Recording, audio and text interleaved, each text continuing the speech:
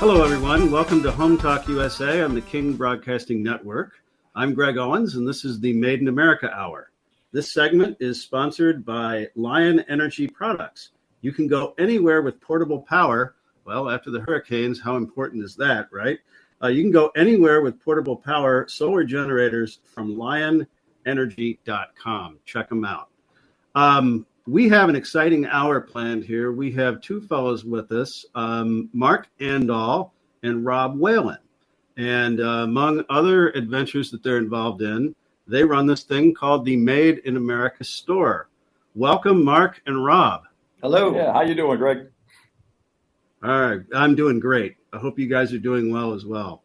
So I thought what we do is jump right into it with a really broad question, because being sort of a Made in America guy myself, I know this is it's work of passion, not necessarily the easiest thing to do in the world. So starting with you, Mark, I mean, why do you think Made in America is so important, and what drives you to get out of bed every day and make it happen? Yeah, so there was quite a story, Greg, as you know, why I did our Made in America store, because I lost half my business to China directly back in 2008, 9, and 10, and the recession had settled in. And it taught me just the importance of needing to build things in your own country.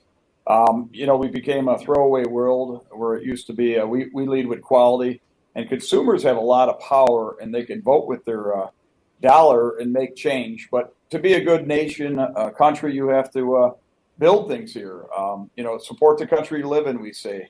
So making things in America is very important. We try to always make it more important. And as you know, you're a top manufacturer. It needs to be done. Your money stays here. It creates, our mission is to create safe jobs in the United States of America by increasing American manufacturing for our children's future, Greg. And I think that's very important. We support skilled trades. We support our veterans. Our mission is, 14 years strong. So, yeah, and it comes along with a set of challenges. I know we certainly had ours in the flatware making side, taking over a rather large manufacturing business and scaling it down to something much smaller than that. What were your biggest challenges getting it up and running and off the ground? Yeah, well, Rob's here when we started April 3rd, 2010. We look at that day. Rob was the buyer, and I got together because I lost half my business to China directly, and that impacted me. And I couldn't believe that China could make an inferior part and not follow our quality standards. But, that being said, we set out, I think we found 50 products maybe that when we opened April 3rd, 2010. And, but our concept and core value, Greg, is it has to be 100% made in America, down to the glue, the packaging. We want to support Americans, American factories, and we want our, dollar to stay here. So it was very hard, number one, to find products. We knew a little bit about it because I had my General Welding and Fabricating, my parent company where we manufacture things like trailers and fire rings and things like that. But it was just hard to find products, first of all.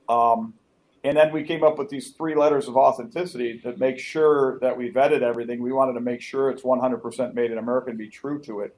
And I think, once we started searching, Rob did a lot and he can jump in, but we found products. Now we're up to 1,400, but very hard. Nowadays, it's, rapid inflation, product shortage, but mostly worker shortage now has been affecting everybody. Just, who would think our founding fathers never probably believed that, work wouldn't be a priority no more, but it's hard to find workers. But I'm on a board of about 3-4 schools trying to get metal shops, wood shops back in schools, give kids a purpose, and they're going to make the money of doctors, Greg, because there's just not enough of them.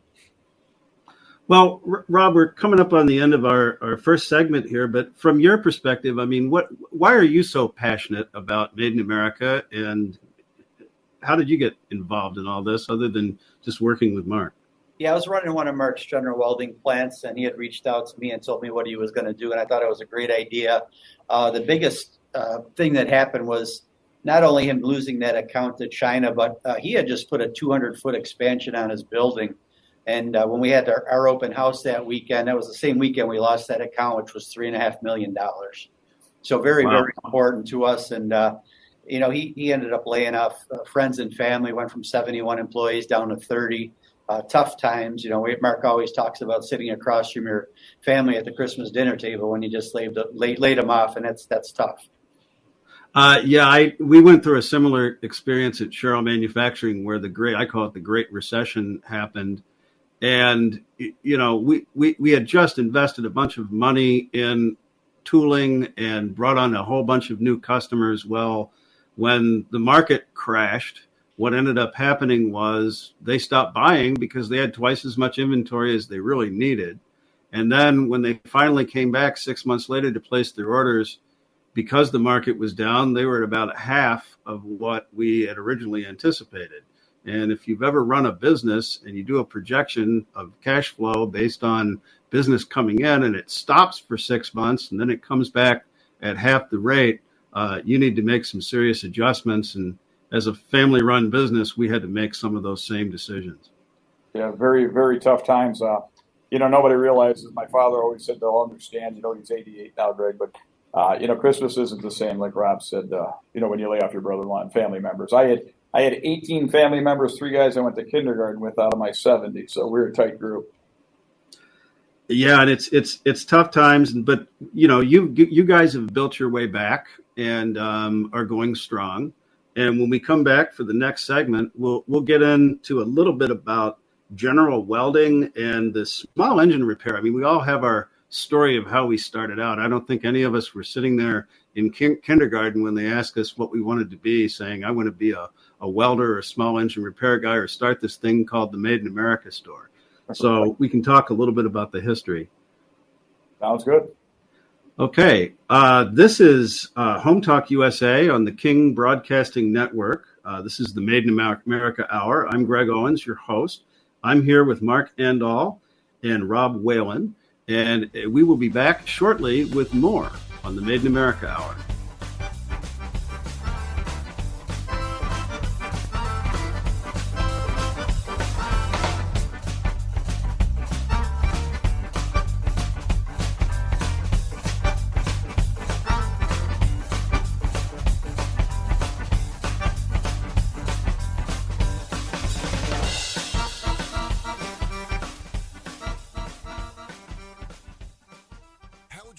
Welcome back, everyone, to Home Talk USA on the King Broadcasting Network.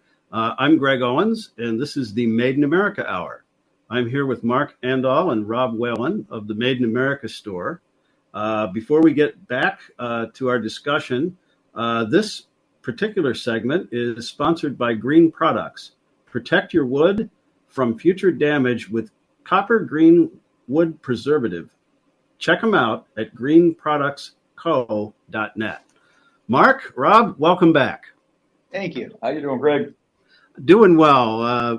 When we left off, we were talking a little bit about the passion and what got you guys interested in doing the Made in America store. But let's talk a little bit about how you got there from here.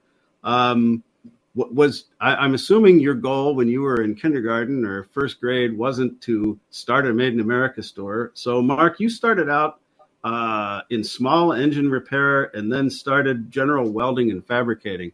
Why don't you talk a little bit about your background and how it all came forward to where you're at today? Yeah, I'm going to talk about the bus story that we use on these tour buses that come in. Rob knows it probably better than me, but yeah, my parents grew up poor, and my father never took nothing in to get it fixed. So he taught me how to work with my hands. I joke with him, Greg, that he ball and chained me in his garage, but he's 88 now, and we always fixed everything, and we'd shop at the local dumps, get the parts we need. Then I was a rector set kid, always liked to take things apart. I necessarily at a young age couldn't get it back together. Funny story, I used to take apart batteries, see what's in them, of course, ruined my mom's rug with the acid and things like that, Greg. And then I went into Mark Small Engine and Welding, a motor doctor on wheels. It was a cube van. I'd go around to people's house, fix their lawnmower decks, do some welding, fix their light bulb if it was out, whatever they needed, a Mr. Fix It. And then in 1989, I started general welding and fabricating. And our motto was, you dream it, we build or repair it. And that gets me in a lot of trouble, Greg. We did some really neat things. We'd fill your propane, still repair your lawnmower deck, but we're a trailer manufacturer. We built the largest sculpture in the country at the St. Louis Zoo for Albert Pele, 350,000 pounds of Corten steel. It shipped out on 18 semi-loads, and it was 60 animals, all made out of steel, 1/4 inch to 2 inch thick. And turtle weighed 2 ton, and the giraffe was 20 foot tall, weighed 4 ton. But really neat. It's at the St. Louis Zoo called Animal Always, and from there we became sole source provider for Northrop Grumman, building a joint thread emitter systems. But we build anything. If somebody needs something made, that's what we do. But I always love to build things, and it's rewarding. That's why I'm the board of about 4 schools, just trying to get kids more exposure to it. I think it should be taught like 7th, 8th, 9th grade. I think they should still have the metal shops, wood shops. Get people. I was blessed with a father that liked to fix things and show me how to work with my hands. But I think it's something that you can really grow from. Yeah, a good friend of my son's graduated college, I think, with a degree in French and basket weaving or whatever it was, and soon found out that you couldn't really turn that into a career. So he went back and got involved in the trades. Actually got his 2-year in HVAC, found a job very easily. I think he's 4 years into it. His plan is to start his own business. So that message to young people growing up today, and to hear your story and to go through the struggles that you've had and we've had at Sherrill Manufacturing, and finding employees that have these mechatronic skills, really important, isn't it? Yeah, excellent. We love to work with the kids. We bring them in, and we kind of have our own, a program at General Welding. But it's a different world. But kids just weren't exposed to it. But we find once you get the soft skills, get them to show up on time and whatnot, they like to learn. But I'm involved with a bunch of local schools here, Alfred College, Northland Training Services we sponsor. But try to get the kids, because, boy, once you teach them some things, they actually like it. And it is very rewarding to be able to fix something or build something and say, I did it myself. I think that's something that a lot of people just don't realize. So we talked a little bit about the experience that we both had during the Great Recession, if that's what you want to call it. I think one of the only good things to come out of that is we noticed on the web, there's this thing called Google Trends. The amount of people searching for whatever it was made in the USA, that was really the first uptick that we had seen since 2005 when we started our business. Did you notice a surge in patriotic purchasing following or during the latter part of the Great Recession? Yes. That's what caused me when I lost a $3 million account to China, Greg, and I was building this account. This product, it was a steel structure that went inside PVC plastic fencing. And plastic fencing, if it's used for load bearing on railings or decks, you need a steel structure inside. Well, I built that, but my customer wanted more and more money out of it. They wanted to take me below cost, but I said, I can't do that. They said they had a manufacturer in Florida to do it. Well, it ended up being China. China shipped it to Florida, back up to Western New York, and took over my 6 regional support centers.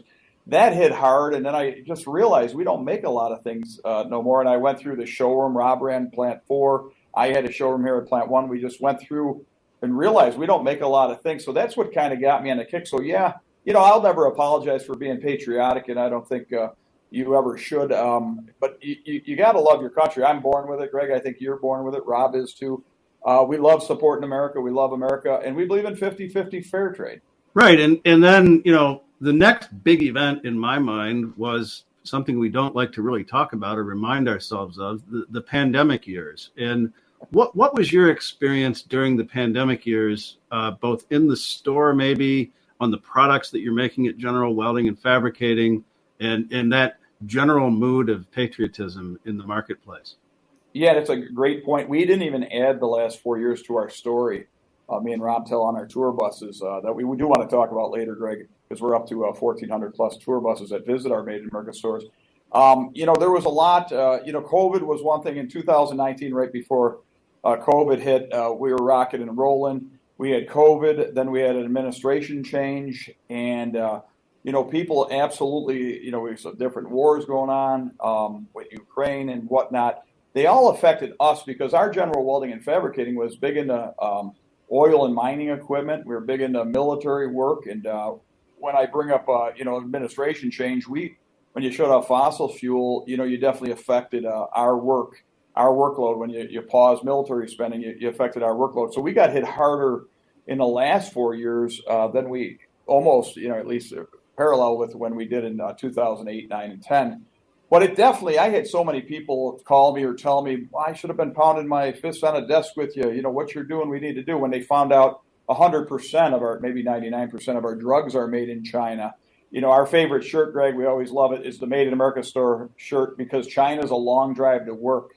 And I get people laughing on the buses. And I said, yeah, it's still 7,000 miles too. So it's very important to build things and make things here. When you get educated, when you start finding out what's going on and how we don't make much, and Rob can touch on how our 14,000 products, we don't have much that plugs in or takes a battery. So I want Rob to kind of touch on that. Yeah, nothing that plugs in or takes a battery, unfortunately. And, you know, Mark always talks about we've been to the moon and back, but we can't build a toaster here in America.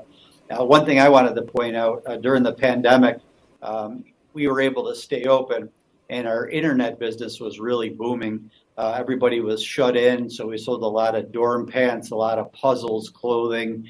And one thing that we found out, Greg, is, you know, Amazon built us a storefront, and then we have the Made in America store as well. Well, we're going to have to take a short break here. We'll be back in a minute with Mark and Rob to talk in greater detail about the Made in America store, how they bust the people in there, and how they're getting it done.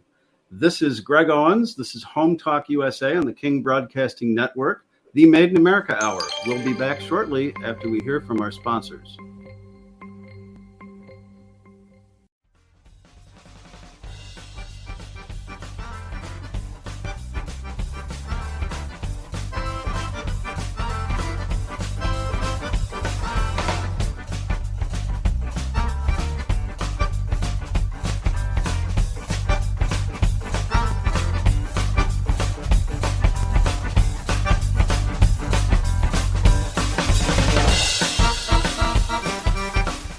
Welcome back, everyone, to Home Talk USA on the King Broadcasting Network. I'm Greg Owens, your host of the Made in America Hour. This hour is sponsored by Aztec Washer, revolutionary and innovative roofing products since 1968. Seal it right, seal it tight. Visit them at aztecwasher.com. Mark, Rob, welcome back. Hey. We left off the last segment, and we'd like to spend some time talking about the Made in America store, which is more than an online store, as we've been talking about. It's actually a physical location or locations that you guys have. And I guess my first question, either one of you guys want to take this, is when did you decide that you needed to start this Made in America store? And what was sort of the light bulb moment that you had that said, aha, I have to do this. This is my mission. Yeah, I'd like to, go back again to, my start as Mark Small Engine Welding, General Welding and Fabricating, but losing a major account with General Welding and Fabricating, my parent company, a $3 million account, and then the recession hitting of 2008, 9, and 10. Again, having 70 employees, Greg, 18 family members, 3 guys I went to kindergarten with, a tight group. But then the tough days happen, as you know, you went through too, and there's a lot of things you have to do that aren't popular, but one of them, by 2010, once the Great Recession hit, we had to lay off 40 of our employees. Some are the family members, the loved ones, the people that helped you get to where you got to. And by 2010, I was in tough shape. 2 businesses left out of 4. We had closed 2 of our 4 plants in West New York, and laid off 40 employees. So we had 30 left, spiraling out of control, and there was an out-of-business Ford dealership across the street. Just went out of business. I asked Jay Fisher, the owner, would you rent this to me? He said, what are you going to do? I said, open a Made in America store. Make a statement for our country, soldier, American worker, and people that work with their hands. And he said, the world's full of crazy people, Mark, go for it. And for a handshake and $1,000, Greg, we were in. And, I called Rob. I think I had about 5 or 6 of us that got together. I had a special meeting and said, I got an idea. I think we've got to do this. We don't make nothing here no more. So we opened April 3rd, 2010. It was about 90 degrees in Buffalo on that Saturday. Rob will never forget. We'll never forget because it's never 90 degrees in Buffalo on a Saturday on April 3rd. And about 800 people showed up at that store and said, thanks for doing what you're doing. They just said, thanks for doing what you're doing. We only had 50 products. We had 3 letters of authenticity. Our core value and concept, it had to be 100% made in America by Americans in American factories. But it was great. We didn't have a lot of products. We had a lot of people come in. But I was blessed that week. The first week was 26 interviews. In 14 years, I had done over 600 interviews. It was World News 4 times, Fox and Friends 7 times, Japanese Yamari Shimbun interviewed us, largest newspaper printed in the world. Japanese did Project Wisdom, Project Reshoring. So what it taught me, Greg, we're not alone on this. The Japanese, the Canadians, they all need to do this. This is for our children's future. So it really hit home. I love America. I've always loved America. Patriotic, but we just believe in what we do. And, we tied it into supporting our veterans, sporting skilled trades, work with schools, and help kids have a purpose. I truly believe Made in America will take care of 75, 80% of our troubles in the country if we got back solid to it. Yeah, similar story with Matt and I over at Sherrill Manufacturing. In fact, that's kind of why we started our business in the first place. Is we were angry because this factory that the offices that we started out in were built when Abraham Lincoln was president. That's how old that manufacturing facility was. Once the largest flatware manufacturing facility in the world, employing over 2,600 people. The town of Sherrill, New York, was literally built by this business, and here they were folding up shop and moving to China. And we had suffered for years watching it get smaller and smaller and more expensive and just sort of on this death spiral. So there was the patriotic passion mixed with a little bit of anger, and we need to rise up and do something about this, right? Yeah, it's funny. People at first, Rob will remember, they thought, what is this madman in a shovel? Some people say, why are you doing this? They'd call me, and then they found out, no, we're normal people. And, Rob was involved, and Rob, you can come into this because Rob's seen it and felt it too, the same as I did. Yeah, absolutely. We're so passionate about the 100% American-made products. And, Mark mentioned the letter of authenticity that we get from the vendors. And they have to sign off and, sign that letter of authenticity at the bottom stating their product's 100% American-made. And since we opened, we've only really had one issue where we had to go back to a vendor and ask them to change. It was a tea bag we found out was being made in China. There was a story that was done, I believe it was a New York Times, Mark, and they had questioned them and found out, came back to us, and we didn't know anything about it. We went back to them and said, you either got to change it or, we got to kick you out of the store. And they weren't willing to do that. They thought we were nitpicking, and that's our passion, and that's what we're all about. So that was the one item that we did. But, with the buses starting to come into the stores and that, it's just been a journey. Great things have happened at the store. We always thank God, talk about God on the buses because great things have happened to us since we opened the store. And we have events and we're supposed to have rain and the sun's out. And, Mark says people ask us to plan their weddings, but we don't have that much power. Well, you bring up an interesting point, and that is what is made in America. We've had Jim Stuber, one of the authors of this book called What If Things Were Made in America Again. He's an attorney and explaining to us that, to put made in America on a product, it has to be all or virtually all made in the United States. And if there's a significant component in that, that forms an integral part of the function of the product, you can't say that it's made in USA. There's a gray area called manufactured in the USA with globally sourced parts. Doesn't sound like you guys have delved into that. You're sticking pure to the colors, right? Yes, and it's been tough. And Rob answers a lot of these calls. We started with, honestly, 50 products. And then, we started to take it. We had a team that would vote on products coming in. And, he has to go through and ask these people for 3 letters of authenticity, which, Rob, you can touch on. It's sometimes, I don't want to say not friendly, but they're like, do we really have to do this? Yeah, and some of them get upset at you too. You're going too far. Or I make it here, but I get my fabric at Joann Fabrics or something like that. And I tell them, well, you got to find out where that fabric's made. Just because you're making it here, every component that's put into that product has to be done in the USA. And with phone calls and emails, you kind of weed out what Mark and I call the used car salesman right away. If it's not 100% American-made, once you start talking to them, they might just hang up the phone on you, and then you move on to the next one. But we're very serious about it. And since we opened and have over 14,000 products, we're a little more choosy now when people come to the store with different items. We want to help out every entrepreneur that we can, but there's only so many rubs and sauces that you can put in your store at one time, beef jerky and stuff like that. But we're always looking for something that's unique to put in the store now. We have the tools, we have the garden hoses, nozzles, we have the clothing, we have channel lock, S-wing tool. We carry chocolate from a local lady that just does a phenomenal job for us. But that's where we're at right now with over 14,000 products. Well, and you're actually, by going through that vetting process, potentially sounding off alarm bells with some of your potential customers and doing them a favor, because it's amazing how many people think, oh, well, it's mostly made here, so I can put that Made in USA label on it.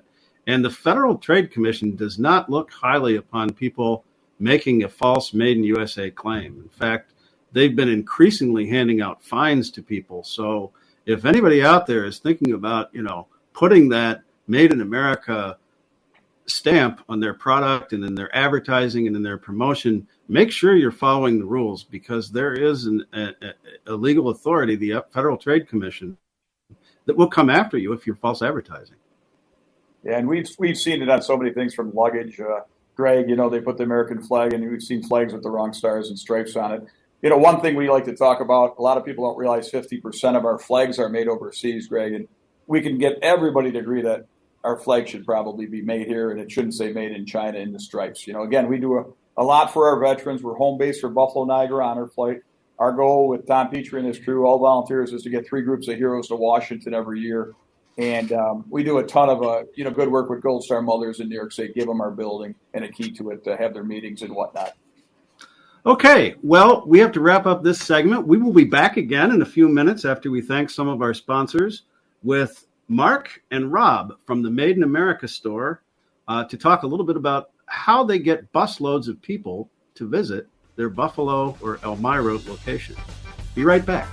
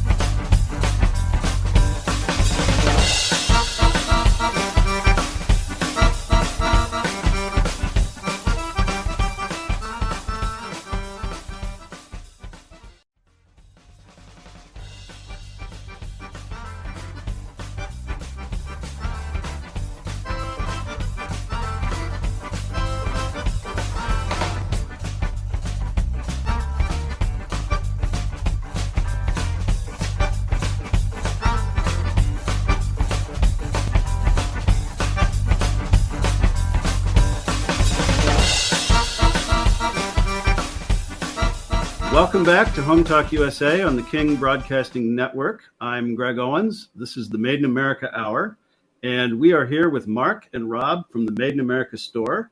Before we get started, I want to thank one of our sponsors, Bond Products. For DIY carpet binding, there's only one InstaBind. Find them at bondproducts.com. Mark, Rob, welcome back to the show.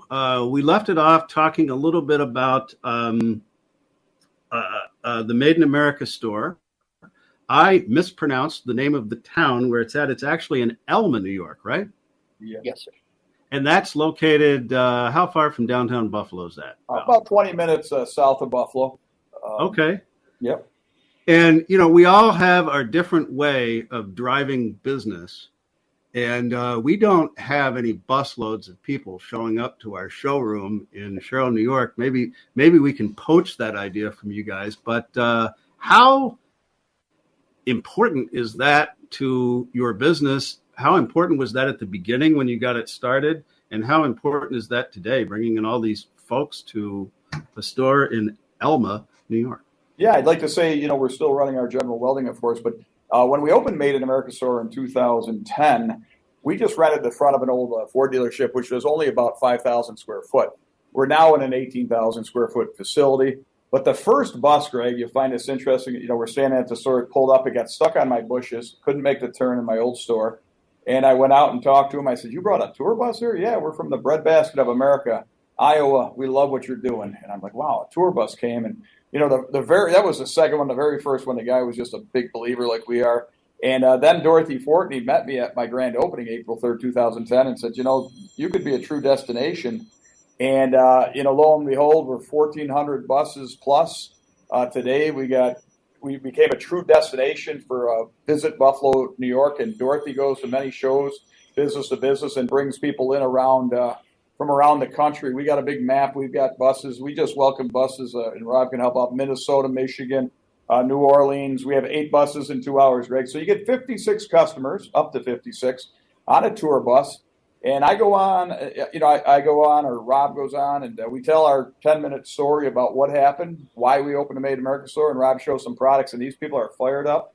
Of course, we show that shirt again, Made in America store shirt, because China's a long drive to work, and we thank our veterans, and they come off that bus. We can feed them, they can get fuel, but we meet every walk of life from around the country, and Rob can back me. It's not what you hear on the radio or TV.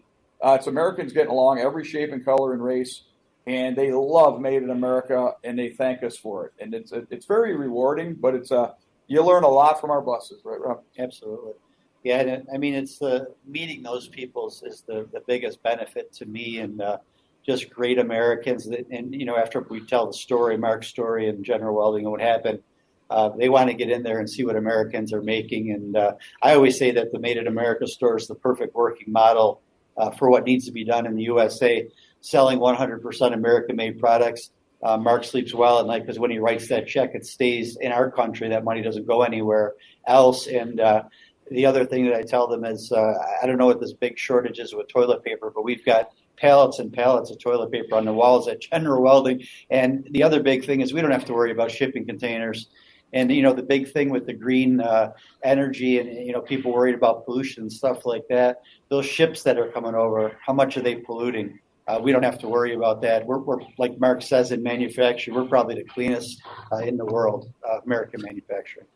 Right. And one of the things that you guys touched on earlier was that you've been on Fox and Friends and different PR activities. That's been really important to our business. How did you go about getting on those programs? I know we had to be pretty creative to get our message out there, but once David Muir, for example, on ABC News and his Made in America segment picked up on us, they were delighted to put us on there. How did you skin the cat on that one? Yeah, I wanted to remind people too, our favorite customer, Sherrill Manufacturing, Greg Owens. Yes. So we meet great people like yourself. Yeah, so I got the first week. I probably had 3-4 interviews in my life before I opened the Made in America store in 2010, and then Fox and Friends, I was blessed to be on 7 times, and World News 4 times. World News, my assistant, Sue, put out something to World News, and they had me as hometown hero at first, or open up a Made in America store. And then Diane Sawyer sent Sharon Alfonsi down. We did a great World News piece.